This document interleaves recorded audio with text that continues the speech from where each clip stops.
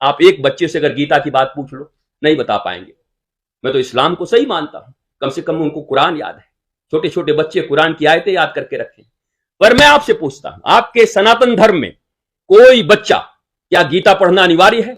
आज अगर गीता को जला दिया जाए तो क्या दोबारा गीता को कोई कहने वाला बचेगा इस पृथ्वी पर? क्योंकि आने वाले समय में तो गीता को पढ़ने वाले कोई नहीं, याद करने वाले कोई। भारत के लिए सब कुछ, विश्व गुरु था, सोने की चिड़िया थी, अब है क्या? सब था, पास्ट टेंस। प्रेजेंट क्या है आपका? बोला प्रेजेंट तो कुछ दिन पहले सोना गिरवी रखी आए थे 90-91 में। जी फॉर जेंटलमैन हमारे बच्चों के किताब में लिखा हुआ है। वो जेंटलमैन क्या है? एक टोपी पहना हुआ आदमी है, coat pant and tie. Do you know tie का इन्वेंशन क्यों हुआ था? ठंडे प्रदेशों में, ठंडे देशों में नाक पोंछने के लिए बहुत सारे रुमाल नहीं होते थे, इसलिए टाई बनाई गई थी कि उसी टाई से नाक पोंछते थे, और आज वो टाई पहन करके जेंटलमैन बन गए। ये मैथोलॉजी नहीं है, ये हमारा गोल्डन हिस्ट्री है। राम हमारे हिस्ट्री है, कृष्ण हमारे हिस्ट्री है। 100 करोड़ मतलब 1,97,00,00,000 वर्ष पुरानी हमारी हिस्ट्री है। भैया जुरासिक पार्क देख के मान जाते हो कि वो होगा, राम को मानने में इतनी तकलीफ फिर से लिखा गया, लेकिन अब तो वो भी नहीं है। आप एक बच्चे से अगर गीता की बात पूछ लो, नहीं बता पाएंगे। मैं तो इस्लाम को सही मानता हूं, कम से कम उनको कुरान याद है। छोटे छोटे बच्चे कुरान की आयतें याद करके रखें। पर मैं आपसे पूछता हूं, आपके सनातन धर्म में कोई बच्चा, क्या गीता पढ़ना अनिवार्य है? आज अगर गीता को जला दिया जाए तो क्या दोबारा गीता को कोई कहने वाला बचेगा इस पृथ्वी पर?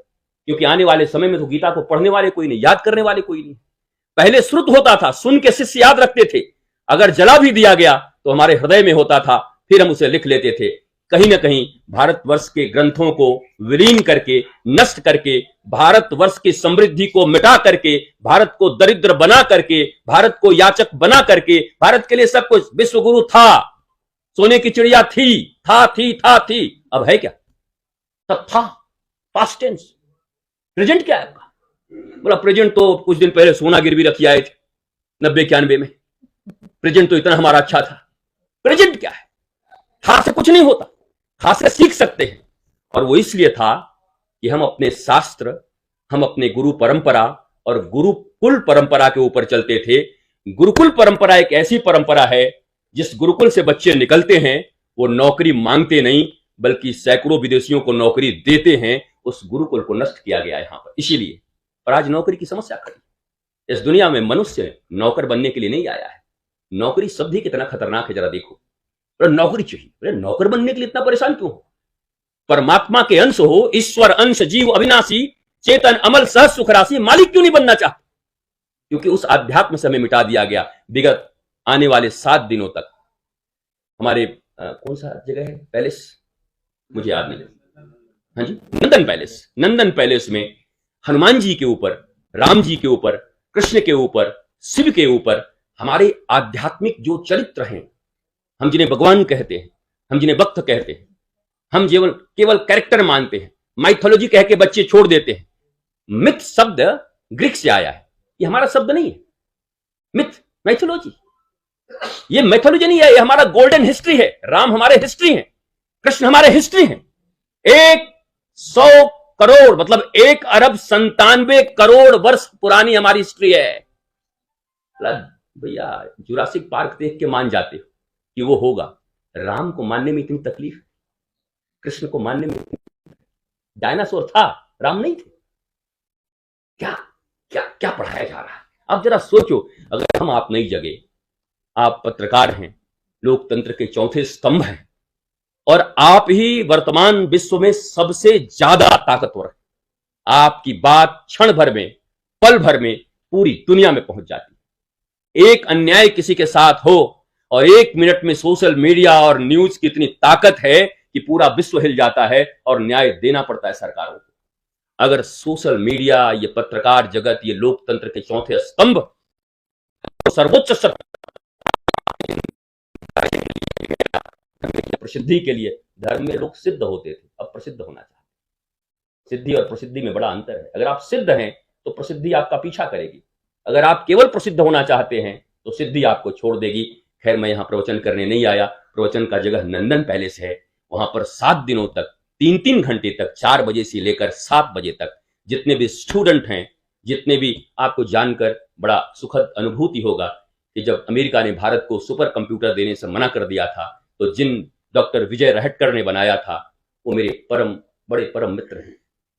हम एक जगह जब मिले पुणे में, उन्होंने मुझे सुना तो उन्होंने कहा, मैंने सुपर कंप्यूटर तो जरूर बनाया, पर आज पहली बार वृंदावन से आए किसी सन्यासी को सुनकर लग रहा है कि भारत की ताकत सुपर कंप्यूटर नहीं, भारत की ताकत सच्चा अध्यात्म है और सच्चे ऋषि हैं। वो विजय रहटकर साहब। इस दुनिया में सबको अध्यात्म चाहिए, बस कर्म कांड से हटाकर रियल नॉलेज की तरफ ले जाएं। 2 + 2 = 4, इज इट नॉलेज? नो, ये information. But who am I, why I am here, what I am doing? जब तक मनुष्य ये नहीं जानता तब तक उसके जीवन में अशांति बनी रहेगी। तब तक वो कितना भी कमा ले, सुशांत सिंह की तरह, चाहे तुनिशा भी, चाहे अभी एक और बच्ची टीवी की एक्ट्रेस, ग्लैमरस वर्ल्ड में रहती हैं, पैसे हैं, नाम है, ऐसी कौन सी कमी पड़ गई 19 साल में कि आत्महत्या की जरूरत पड़ गई, जबकि बहुत लोगों को 2 वक्त की रोटी नहीं मिल रही है। इन्हीं सब विषयों पर चर्चा होगा। यह हनुमान कथा कोई ऐसी कथा नहीं है कि आप आए श्री गुरु चरण सरोज रज और गा करके छोड़ दिया, हाँ दक्षिणा दे दो जी, बल्कि हनुमान जी भगवान राम के दूत हैं, सनातन संस्कृति के वाहक हैं, और वास्तव में एक परम योद्धा की तरह एक सुंदर कांड में सुंदर जीवन जीने का अगर कोई गुर दे सकता है, मैंने एक बुक भी लिखी थी जिसका नाम है सुंदर कांड, मन का ब्यूटी पार्लर। वो अमेजन पे उपलब्ध है, आप कभी देख सकते हैं, पढ़ सकते हैं। सुंदर कांड मन का ब्यूटी पार्लर। तन के ब्यूटी पार्लर तो बहुत हैं, पर मन को सुंदर कौन बनाएगा? इन्हीं सब विषयों पर निरंतर 7 दिनों तक 3-3 घंटे धारा प्रवाह आध्यात्म के ऊपर चर्चा होगी, जो विज्ञान के माध्यम से, संस्कार चैनल, शुभ चैनल इत्यादि के माध्यम से देश विदेश में करोड़ों लोग देखेंगे भी। लेकिन रांची के लोगों के लिए, झारखंड के लोगों के लिए ये सौभाग्य है, प्रश्नोत्तरी करके उनके मन में जो शंकाएं होंगी वो पूछकर वो उसका लाभ उठा सकते हैं। 7 दिनों तक ये भगवत की भगीरथी धारा यहां बहेगी।